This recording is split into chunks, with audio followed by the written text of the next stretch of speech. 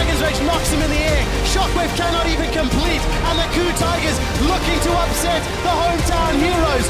Coup will get themselves the ace, will get themselves the base, and will earn themselves a shot at the Summoners Cup in Berlin against SK Telecom.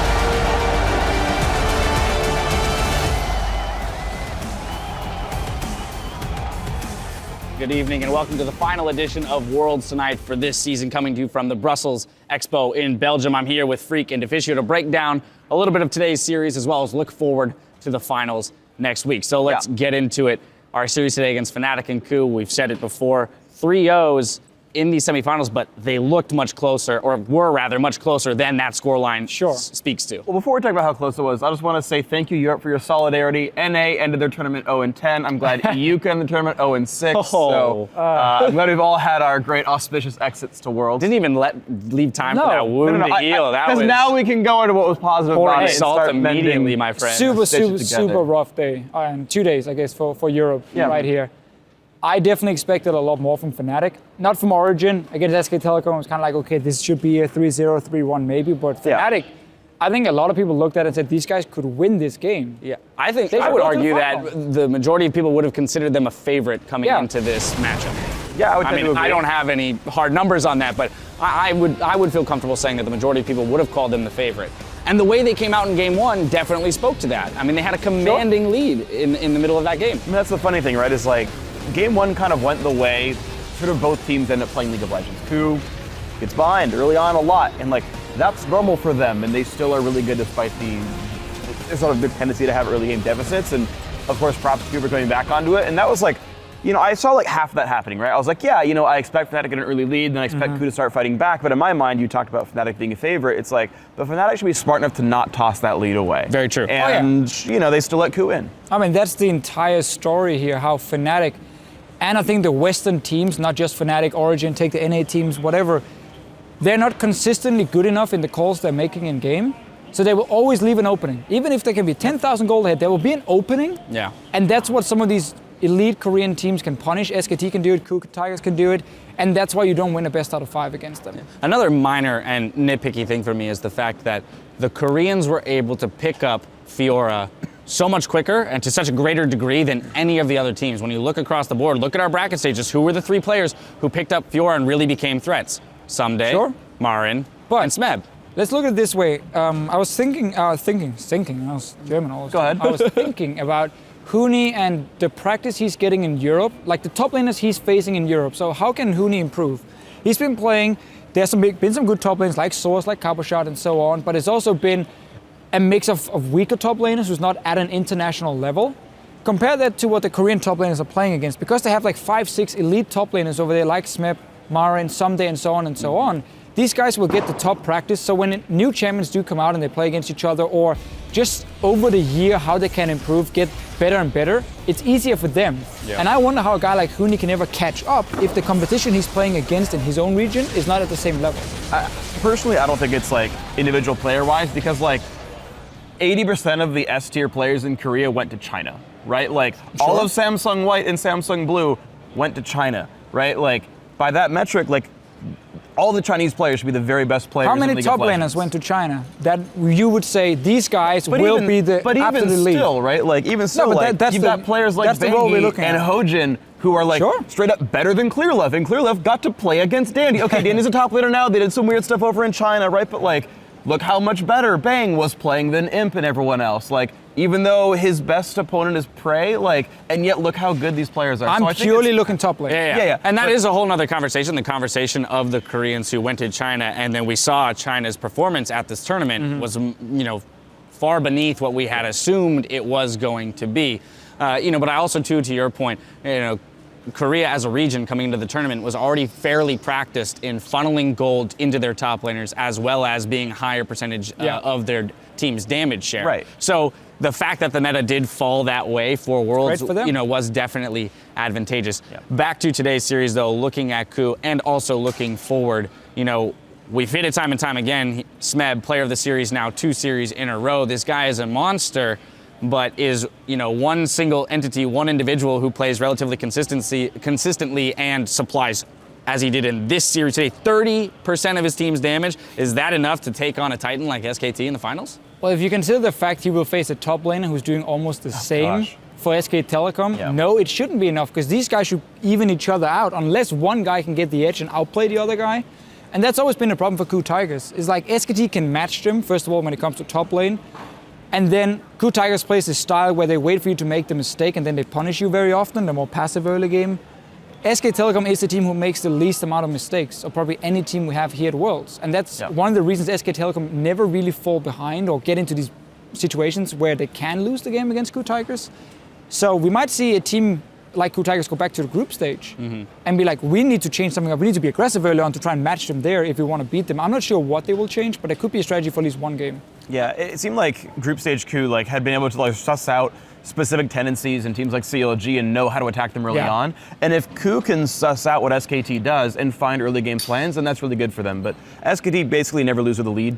and trends are SKT's gonna get a lead and they almost never throw that away. So that's gonna be a really tough situation for KOO. Now backtrack with me for a second because I jumped ahead of myself and my thinking. Great. Fnatic, I want to close out on them. Again, top 4, fantastic finish for especially a young team, and we talked about it in the post game there. When you do look across that board, Huni, Reignover, Febivin, and the length that the team has been together, as well as the strength of those players and their potential to grow, I think that as much as it is painful for a team to get knocked out of the World Championship, they should be looking ahead with, heads high, saying next year we can come right back in with World's experience up to this level and actually perform when it matters. Yeah, I mean, this is clearly a team that deserved top 4. These guys had the hard side of the bracket, right? Edward Gaming in the first side, 3-0'd them. That's really solid, did well in their group, everything. So, yeah, Fnatic, I think, super deserve this top 4. I think they are clearly a top 4 team in the world. This is very good. Europe's best, obviously, all this stuff. So, yeah, very strong. Unfortunately, in this series, they had more casualties than a laid-back drink shop. So, quick tons of damage for everyone there. But, Had to do it. Had to put it out there. I'm glad you brought us back to the Fnatic We can't go game. a full 15 minutes without a pun dropping. That has to come out there. I'm glad you brought us back there. But yeah, it's just look, they were good.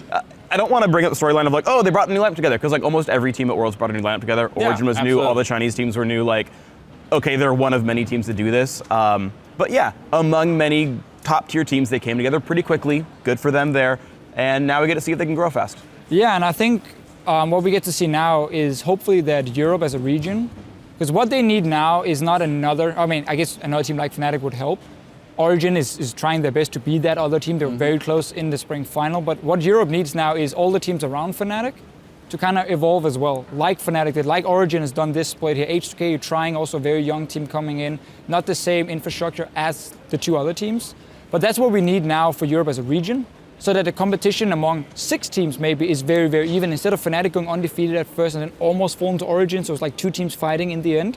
We need more teams to join in there, because that's what we see in other regions, like especially Korea, where even though SK Telecom this year was super dominant. Yeah. I'm not sure how much I buy that. SKT crushing everyone and still being this. Let's remove SK Telecom. then Let's remove the case that doesn't back up my hypothesis. Right. And then we'll move forward. Okay, let's backtrack a little bit. At least this is good to Fischio. The point I was trying to make. Top laners. I'm not talking about SKT. No, you were wrong on that one. Let's find out. So whatever. Let's figure this out. Basically, my point is that KOO Tigers come in as a team who is obviously not at the level SKT is at when we look at the season. Yeah. Yet they become the 2nd best team in the world right now.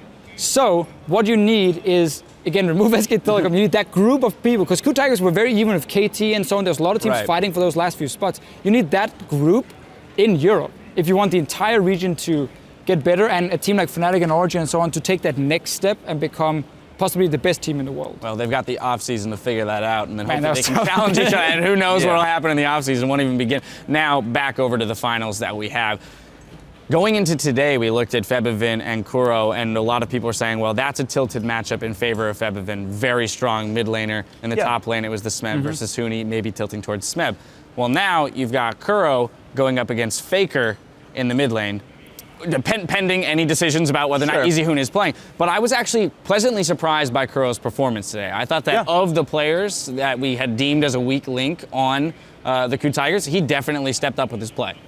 I would say he got beat up in lane a lot, kind of as expected. I mean, Q aren't great landers. Right, Really when you're playing, anyway. you're playing Vhagar into Azir. But I mean, like, you know, he last pick Kassadin, and okay, that's not ever going to give him a great lane matchup, but like, he got bullied around by the LeBlanc pretty hard over in game 1. But yeah, the dude mopped up team fights super well. He did it in the quarterfinal against KT, super good at roaming down to the fights and doing good things. And yeah, Kuro was a mid-game monster for his last, 6-7 games here. This guy's been absolutely great.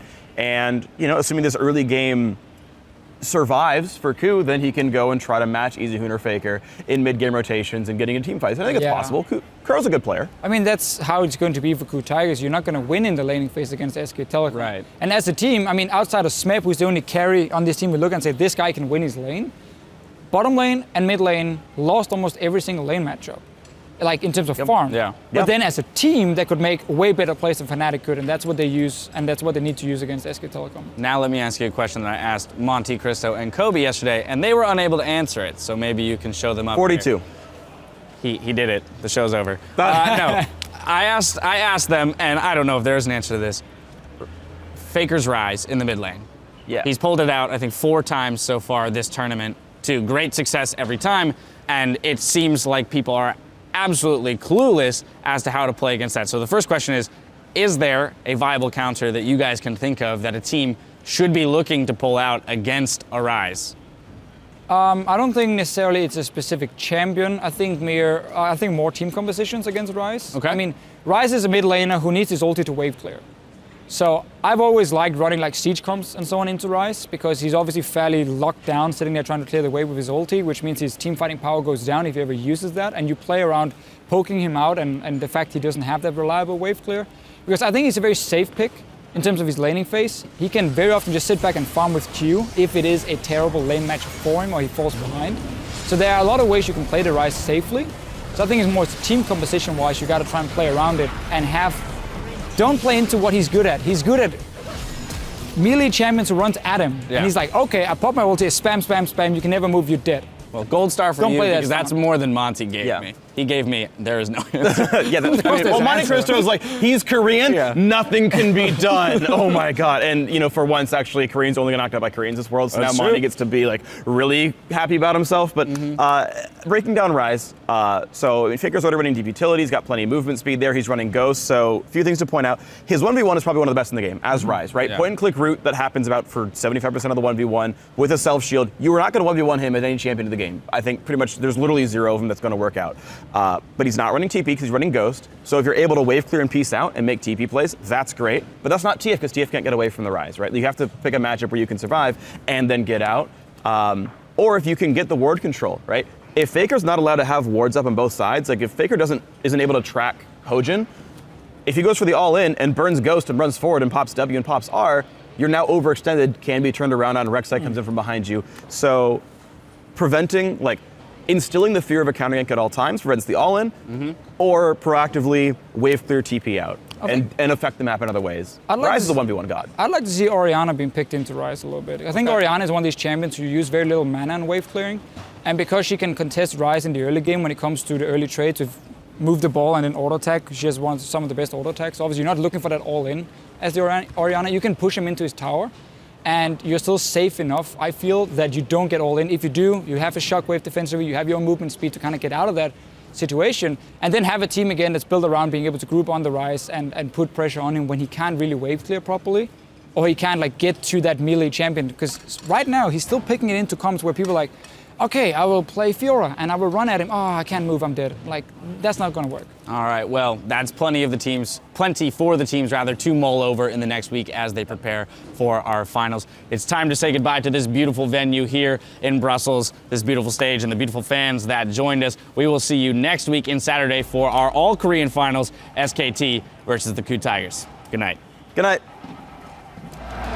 Advance to Berlin for the chance to battle SKT. Onslaught of Shadow splits everyone from Ku away. Featherman back, 2 for 1. Featherman wants to clean up. It's a trouble for Smith.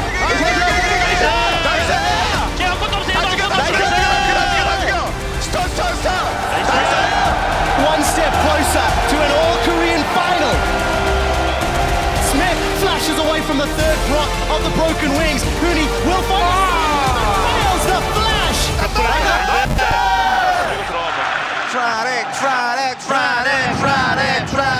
Coup are looking for a rampage. Gorilla jumps forward. He manages to find another as Smeb's running down Featherfin. And Coup Tigers are 2-0 against Fnatic. Gorilla comes forward. The Shockwave finds 4. There's simply not enough ability power. Yellow Star and Rainover like lambs to the slaughter. Hooney's trampled underneath the weight of that power pony. Reckless is in trouble. The Shockwave's already been pulled. Coup will earn themselves a shot at the Summoners Cup in Berlin against SK Telecom.